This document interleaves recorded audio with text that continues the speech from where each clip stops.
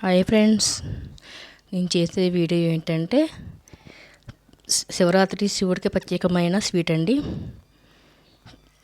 Sweet కావాల్సిన ఏంటంటే అటుకులు, బెల్లం, పల్లీలు, యాలక్కాయలు, జీడిపప్పు, నెయ్యి అండి. చేసే విధానం చూడండి. నెయ్యి, బెల్లం ముందుగా కళాయి పెట్టుకొని కళాయిలో అటుకులు వేసుకొని వేపుకోవాలండి.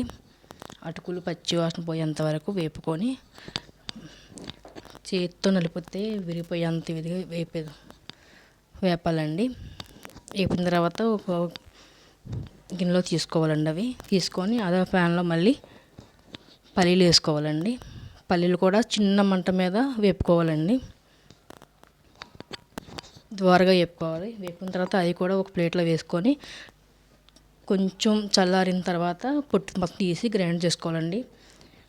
అటుకులకు గ్రైండ్ చేసుకోవాలి, అది గ్రైండ్ చేసుకోవాలండి. కానీ మురుంగా చేసుకోవాలి. జీడిపప్పులు వేయించుకొని నెయ్యిలో వేయించుకొని ఉంచుకోవాలండి పక్కన. చూడండి, పల్లీలు పొట్టు ఎలా తీస్తున్నాను, అలా తీసేయాలండి. పొట్టు మొత్తం తీసి అది గ్రైండ్ చేసుకోవాలి. మురుంగా గ్రైండ్ చేసుకోవాలండి. అటుకులు, యాలకులు కలిపి గ్రైండ్ చేసుకోవాలి. రెండు మెత్తగా చేసుకోవద్దండి. మురుంగా చేసుకుంటే తినడానికి బాగుంటుంది. మెత్తగా అయితే అంటుకుపోతుందండి. ఆయిల్ వేసుకొని అందులో ఈ పౌడర్లోకి అటుకులు వేయించి వేసుకోవాలండి. అన్నీ కప్పు వేసుకోవాలండి. అటుకులు మాత్రం పావు కప్పు వేసుకోవాలి.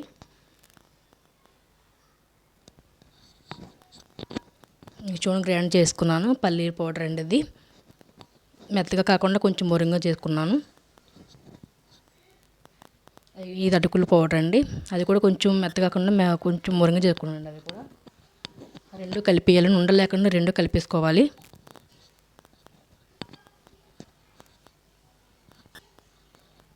రెండు కలుపుకున్న తర్వాత అందులోనే ఈ అటుకులు వేపుని కూడా ఉంటాయి కదండి, అవి కూడా అందులో వేసుకోవాలి. అందులో వేసుకున్న అది కూడా కలిపేసుకోవాలండి. మూడును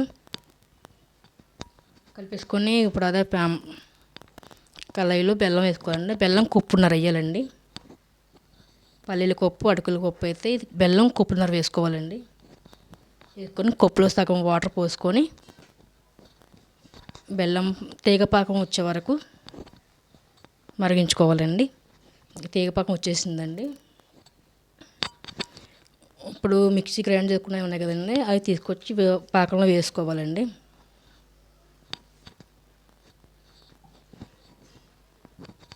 పాకంలో వేసుకొని బాగా కలుపుకోవాలండి. ఉండలు లేకుండా బాగా కలుపుకోవాలి. మంట మాత్రం సిమ్లోనే ఉండాలండి, హైలో పెట్టకూడదు.